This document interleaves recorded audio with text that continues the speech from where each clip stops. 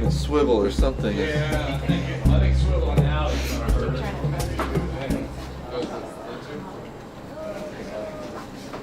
I'm like, I can take pictures of him if you want. That's it. Just Oh yeah, that it guy, might be kind that of guy. through the perfect. And in the far back, Jason, there's like a blue sort of container plastic. Great. All right, Aaron. Let me go ahead and roll this guy, and we'll roll this guy. This is okay, great. Okay. Well, let me just start by having you say your full name and your affiliation. John Carver. I'm on the board for the last 2 years, and my daughter Juliana has received 110 plus transfusions since 2007. Tell me more about Juliana. Juliana was adopted from Belarus when she was quite small. Okay. And we're ready to start? We're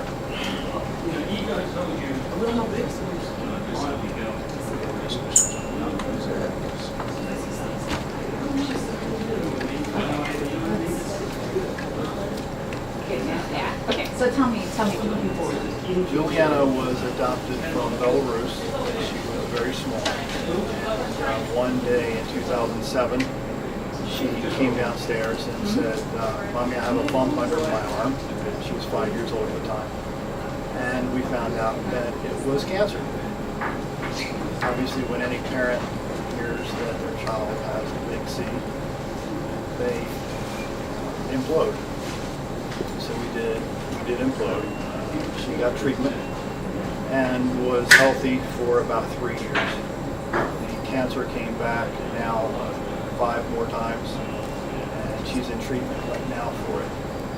But every time she would have treatment, her blood counts would drop considerably.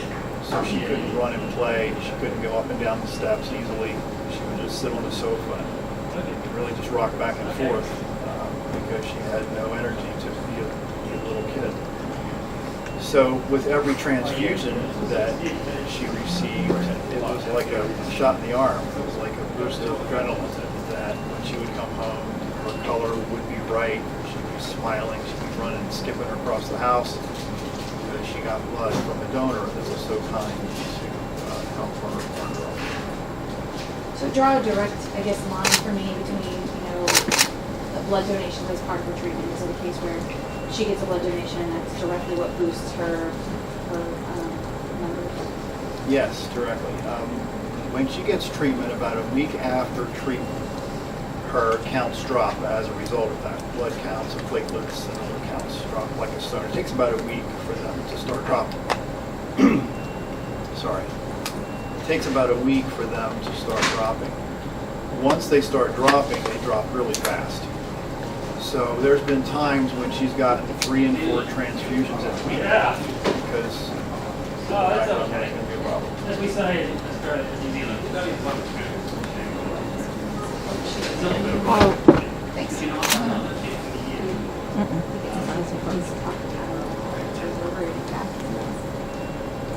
I'll work with that part.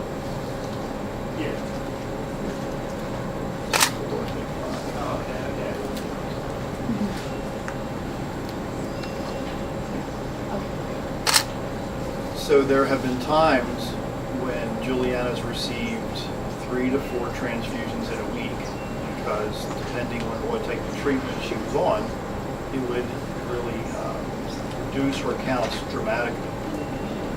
Once she got the transfusions, she was able to be a little girl again. She could run and play and go out and play with her dog and go swimming in the pool and do all the things that little girls enjoy doing. And without the blood transfusions, A, she would be dead right now for sure, and B, she couldn't be a little girl that just wants to be normal and wants to be healthy and wants to run and do the things that other little girls enjoy doing every day. So transfusion directly impacts our girl being a normal little girl.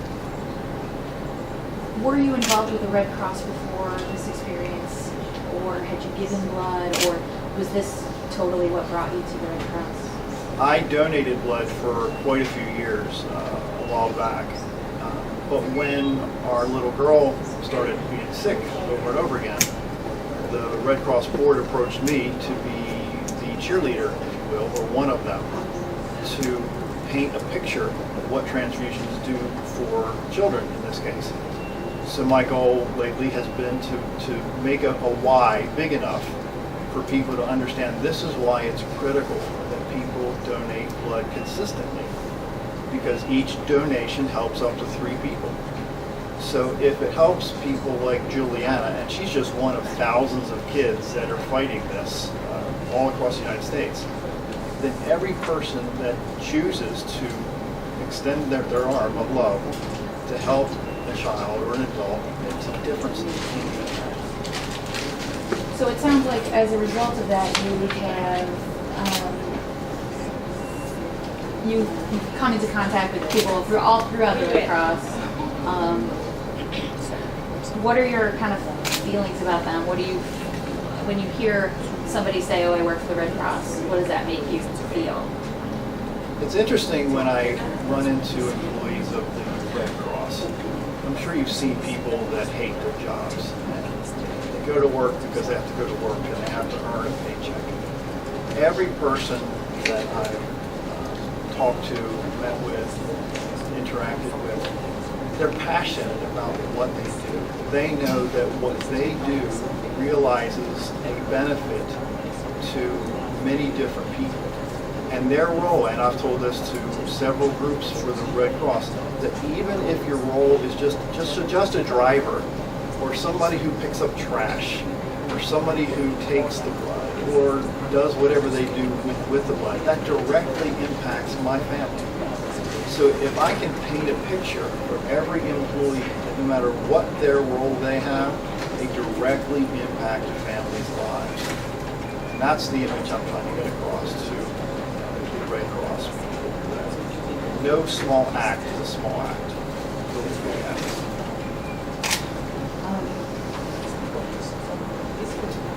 Along the same lines, you know, how do you feel when someone tells you that they're a regular blood donor? They're champions.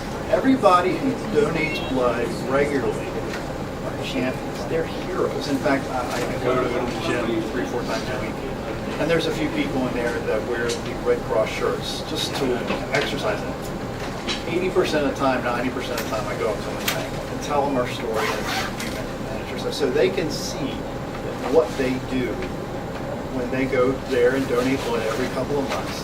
Again, I'll repeat it over and over again, but they impact my daughter directly. I don't know if that person's blood went into our girl, I have no idea, but they went into somebody's body that impacted their life in a great way. It changed their life in a radical way. If you've ever seen a child that can't get off the couch, that I have to carry her upstairs every night to take a shower or a bath, and then after a transfusion, she's skipping up the steps. It's like night and day.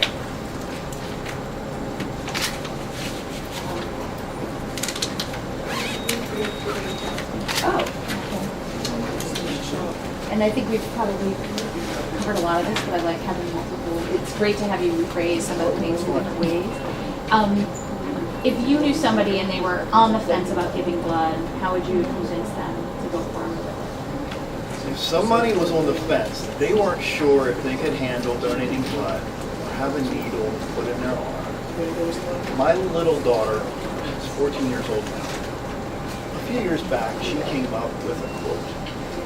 Actually, a few of them. But one of them is, "Whining is for babies." Because she's been through so much. She hasn't grown in 4 years because of this horrible disease. And once I paint a picture to the person that's on that fence to say, you know what you're going to do, or what you might do, or what I hope you do, is going to impact my little girl. It's going to allow her to run outside. It's going to allow her to play with her dog. It's going to allow her to run around the house and skip and have fun and just be an average, normal little girl. I think I could sway them to take the plunge, if you will, extend that arm of love to make a difference, because there's power in their blood. there's literal power in the blood of human beings that can energize a child that desperately wants to live.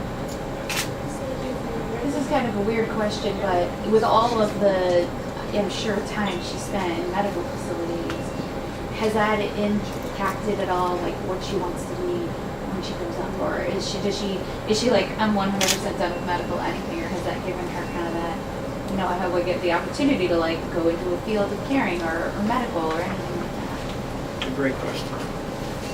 A couple years ago, we asked her that same thing. And I said, Juliana, what do you want to be when you grow up? You know, we hope that she's going to be able to grow up, first of all. But she said, Daddy, I want to be a chef. So Chef Robert Irvine, which you probably won't be able to share the thing, but he found out about that. He's been communicating with her for the last 7 months or so regularly to help her stay motivated to become a chef. So let me repeat that without his information. A couple years ago, I asked Juliana what she wants to be when she becomes an adult. So it didn't take long for her to say, I want to be a chef. She loves to cook. She loves to help Mom prepare meals. So some friends of ours sent her a chef's hat and a chef's apron, and she's definitely inspired and pushing to be a chef and own her own establishment. I don't know that I have any more questions. Do you have anything else? I don't think so. You got the, how would you get somebody to donate if they felt fuzzy about it?